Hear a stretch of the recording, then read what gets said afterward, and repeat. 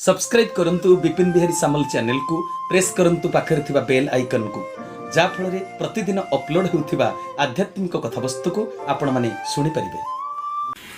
एपर्यंत आमे आलोचना करूथुले जे दिव्य ज्ञानर परिप्रकाश मनुष्य भितरे हेई गले सब असंभव कार्य संभव हेई जीवो आ ईश्वरंकर तुमे अमृत संतान हेई पारिबो। शास्त्र पुराण रे अनेक ज्ञानर पाणी रहिछि जहाको यथार्थ भाव में बुझी न पारिबारु बेले बेले शास्त्र पढ़ुथिबा व्यक्ति भितरे विरक्ति भाव सृष्टि हो जाए। शास्त्र विमुख व्यक्ति थटा परिहास मध्य करंती। सद्गुरुंक शरणाश्रित नहेले शास्त्र बाणीर यथार्थ अर्थ बुझिबा बड़ कष्टकर व्यापार।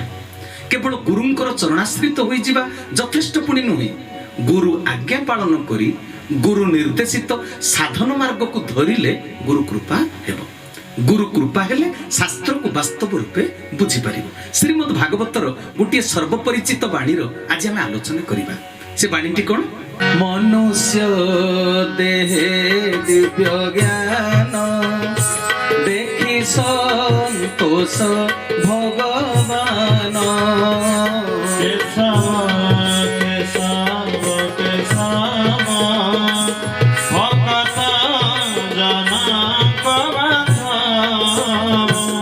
सच्चिदानंद भगवान की मनुष्य देह दिव्य ज्ञान देखि संतोष भगवान। 56 कोटी जीव भितर श्रेष्ठ जीव होची मनीष। समस्त जीव जंतु को निर्माण कला परे ईश्वर सर्वशेष रे मनीष को तैयारी कले। भागवत रे कथा अछि जे अंते मनुष्य सृष्टि कला जही विश्राम सर्वलीला। मनुष्य द्वारा सृष्टिर समस्त लीला को संपादन करिबा पाई ईश्वर समस्त जीवजंतु को निर्माण कला परे शेष रे श्रेष्ठ जीव मनीष को निर्माण कले, जा द्वारा सृष्टिर श्रेष्ठ कर्म से संपादन करिवे। एटा ईश्वरंकर लक्ष्य। तेबे सजन वृंद ए जो मनुष्य देह दिव्य ज्ञान देखि संतोष भगवान, यार प्रकृत मार्मिक अर्थटी कोन होई पारे? प्राय समस्त कहती जे मनुष्य भितर दिव्य ज्ञान थिबारु ताको श्रेष्ठ जीव बोली मान्यता दिया जाइछि। एठारे विचार करिबा को हेबो।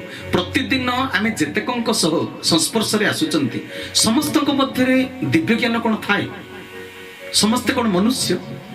जगन्नाथ दासंकर ई बाणीटी को गभीर भाव रे तर्जमा करिबा को पड़िबो।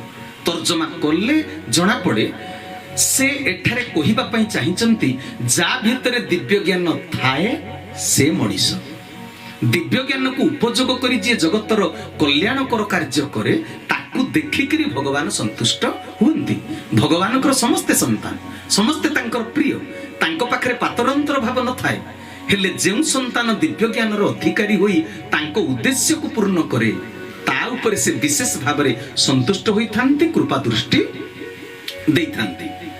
आउ संसार मंगल कार्य करिबा पई ताकू अधिक शक्ति अधिक ज्ञान प्रदान करंती। प्रत्येक मनुष्य भितर किछि ना किछि ज्ञान थाए, किछि ना किछि सृजनी शक्ति मध्य थाए, मात्र दिव्य ज्ञानटा समस्तଙ୍କ पाखरे न थाए। दिव्य ज्ञानर अधिकारी समस्त हेई पारंती नाही, समस्त ज्ञानर अधिकारी हेई पारंती। समस्तଙ୍କ भितर अन्य अन्य प्रकार बोध सब रहिछि। सृष्टि होछि अनंत ज्ञानर भंडार। मनुष्य निज बोध शक्ति अनुसार, परिश्रम अनुसार, साधना अनुसार ज्ञान को आहरण करिथाए। अशेष प्रकार ज्ञान, अशेष प्रकार विद्या सृष्टि रे भर्ती होइकरी रहिछि। अनेक प्रकार ज्ञान मध्य रहिछि, अनेक प्रकार ज्ञानी माने मध्य अछंती। मनीष आज चंद्रपृष्ठ रे कोन अछि सब किछि जानि सारलानी। मंगल ग्रह रे मध्य जनजीवन संभव कि नुहे तार परीक्षा निरीक्षा करी चलिछि।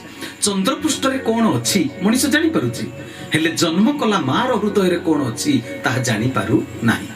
माँ मो ठारू कोन आशा करे तार तर्जमा करि पारु नाही, तार अनुशीलन करि पारु नाही। कागज कलम परीक्षा रे नंबर 100 रु 100, मानविकतार परीक्षा रे 0 शून्य। विवेक शून्य विज्ञान, श्रृंखला रहित मानवीय अस्तित्व, कृतज्ञता विसर्जित मित्रता आउ राग रहित संगीत, छंदहीन नृत्य, नैतिकता और न्यायहीन मनीष को दिव्य ज्ञानी कुहा जीव कि? आपण माने कहंतु जो गुडाक जा पाखरे नाही ताको ताहा बोली परिचित करा जाई परिबो कि? चंद्रपृष्ठ रे कोन अछि ताहा जानिबा एक प्रकार ज्ञान, किंतु मार अंतर रे कोन अछि ताहा जानिबा हेउछि दिव्य ज्ञान। ବର୍ତ୍ତମାନ ସମାଜରେ ବିଜ୍ଞାନର ଯେତେ ଅଧିକ ଅଗ୍ରଗତି ହେଇଛି ଅଜ୍ଞାନତାର ସେତେ ଅଧିକ ଅଭିବୃଦ୍ଧି ମଧ୍ୟ ଘଟିଛି। ଜ୍ଞାନୀ ଲୋକଙ୍କର ସଂଖ୍ୟା ଖୁବ ଅଧିକ, ଦିବ୍ୟ ଜ୍ଞାନୀଙ୍କ ସଂଖ୍ୟା ଖୁବ ଅଳ୍ପ। ଯାହା ଭିତରେ ଦିବ୍ୟ ଜ୍ଞାନ ଅଛି ତାକୁ ମଣିଷ ବୋଲି କୁହାଯାଇଛି। ଭାଗବତରେ ଗୋଟିଏ ବାଣୀ ଅଛି। ଆଉ ଗୋଟିଏ କଥା ମୁଁ ଆପଣମାନଙ୍କୁ କହିଦେଉଛି, ମାନେ ମଣିଷ କାହାକୁ କୁହାଯାଏ, ସମସ୍ତେ ମଣିଷ କି ଭାଗବତର ବାଣୀର ଏ ଆଧାରରେ ଆମେ ବୁଝିବାକୁ ଚେଷ୍ଟା କରିବା। ଅନେକ ଲୋକ ଅବଶ୍ୟ ପୂଜଇ କଳି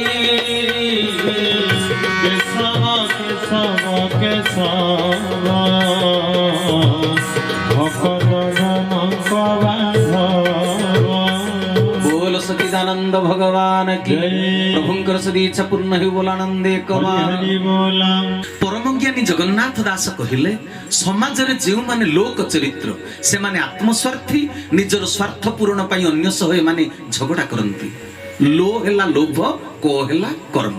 लोभर वशवर्ती होई जे कर्म करे से लोक चरित्र। लोक लोभ कर्म निज पेट न पुरिले से अन्य ठारो छड़ाई खाइबाकू पछाए नाही। आपे बंचिले बापर ना। एमानक पाखरे समाज कल्याणकर भाव बिल्कुल न थाए। तेणु एमाने जेते पाठ पढ़ी जेते बड़ पोस्ट रे बसिथिले मध्य एमानकू दिव्य ज्ञानी कुहा जीव नाही। आपण माने गोटे उदाहरण देले सुंदर भाव रे बुझी परिबे। मन ध्यान देई ए कथा को श्रवण करिवे। जेते प्रकार कला कौशल अर्जन करथिले मध्य से माने ज्ञानी ही पारंतिनी, दिव्य ज्ञानी ही पारंतिनी। एई जो माने लोक चरित्र से माने मनुष्य नुहंती। मनुष्यर लक्षण होची परोपकार। समाज रे किछि नर अछंती, तांको संपर्क रे भागवत रे मध्य गोटे कथा उल्लेख अछि।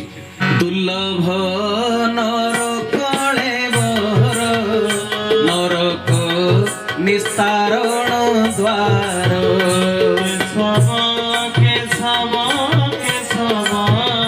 भक्त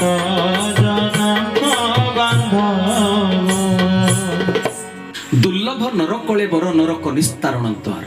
प्रथम धाड़ीटीर अर्थ है नरर कळेबर अर्थात उपर खोलपा बा शरीरटी होची दुर्लभ, सबुठारु सुंदर, सरस, दर्शनीय, अतुलनीय, अनुपम।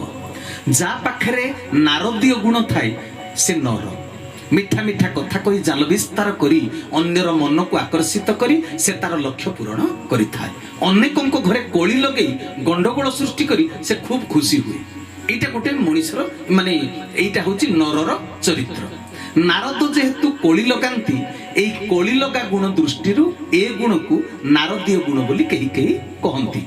हेले या नारदीय गुण मध्य नुहे, एटा होची नारकीय गुण। पुराण पृष्ठ आम जानी नारद जेते कोली लगेइचंती। आपण पुराण को पढ़ंतु। नारद जो परिप्रेक्षी रे जो परिवेश परिस्थिति रे झगड़ा लगेइचंती, कोली लगेइचंती, सेथिरे कहार अमंगल होई नाही, उभय पक्षर मंगल साधित होइछि। वर्तमान समाज रे जो माने झगड़ा लगौचंती एमाने अन्यर क्षति करिबा पई कोली लगौचंती। एहा नारदीय गुण नुहे बरं नारकीय गुण।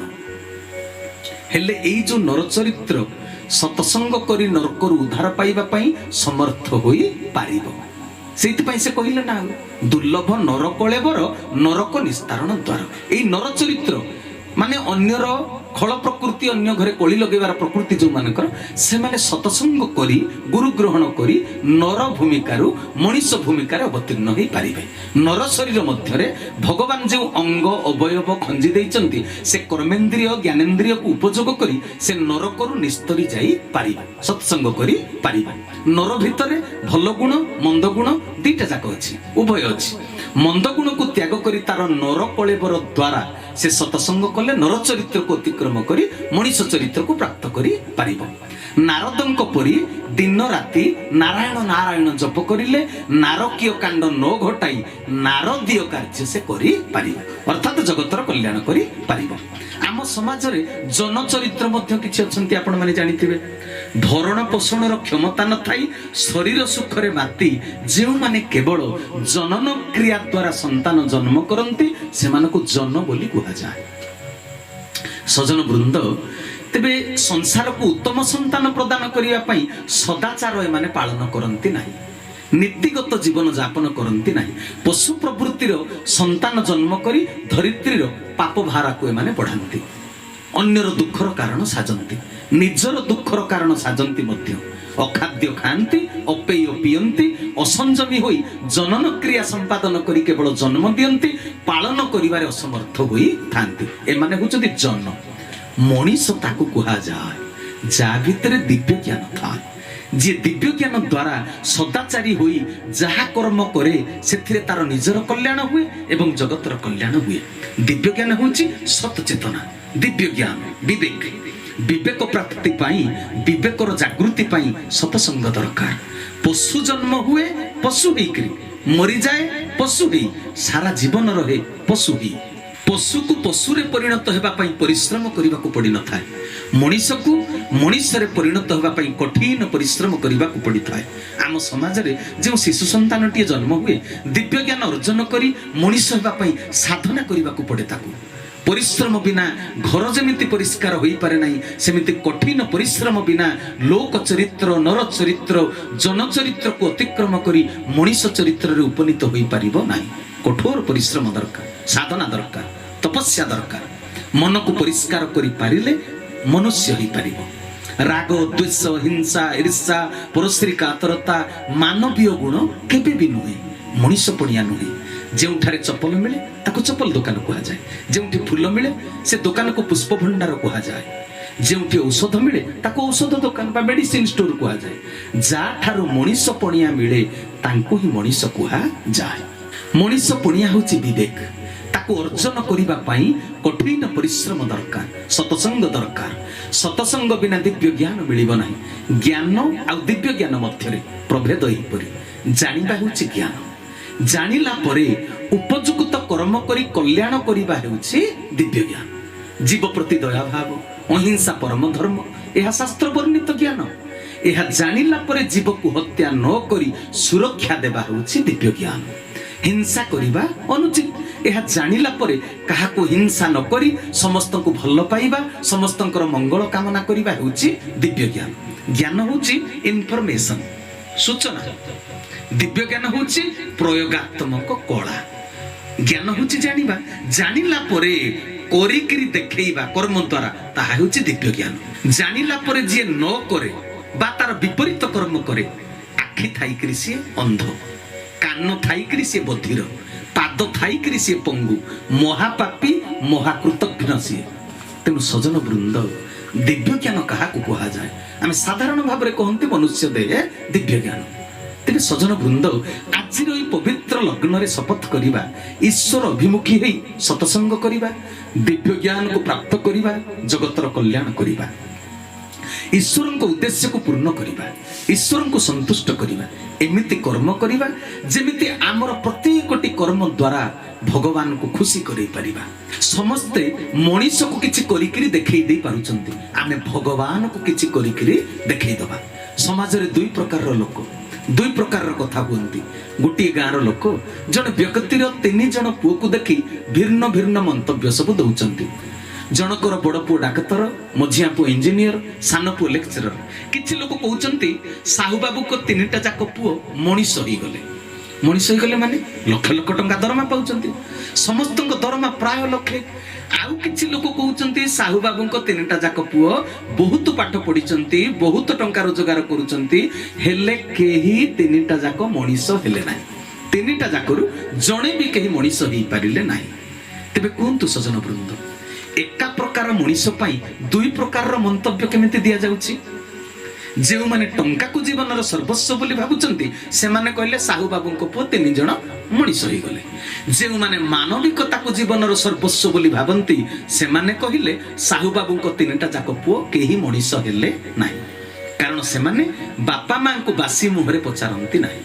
ସେମାନେ ସହରରେ ରହୁଛନ୍ତି, ମା ବାପା ଗାଁରେ ରୋଗ ଯନ୍ତ୍ରଣାରେ ସଡ଼ି ମରୁଛନ୍ତି। ସମାଜରେ ଅନେକ ଲୋକ ପାଠ ପଢି ପାଠୁଆ ହେଇଛନ୍ତି, ସାର୍ଟିଫିକେଟ ହାସଲ କରିଛନ୍ତି, ডিগ্রি হাসল করেছেন, বড় বড় চাকরি, ডাক্তার, ইঞ্জিনিয়র, বিডিও, তহসিলদার, বড় বড় সবু জননায়ক নেতা সবু হয়েছেন। কিন্তু লক্ষ লক্ষ টঙ্কা রোজগার কলা পরে জন্ম কলা মা কু খাইবাকু দৌ নাহান্তি। তবে কোন হেলা সেমানে পাঠুয়া না জ্ঞানী? পাঠুয়া। তেমনি সংসারে পুনি শাস্ত্র পুরাণকু ঘোষিকি যে ইনফরমেশন माने सृष्टि संबंध रे केवल सूचना पाइचंती से माने भी निजको ज्ञानी कहउचंती किंतु जो ज्ञानटा हासिल कले ताको चरित्रायित कले नाही तेनु दिव्य ज्ञानी ही पारले नाही।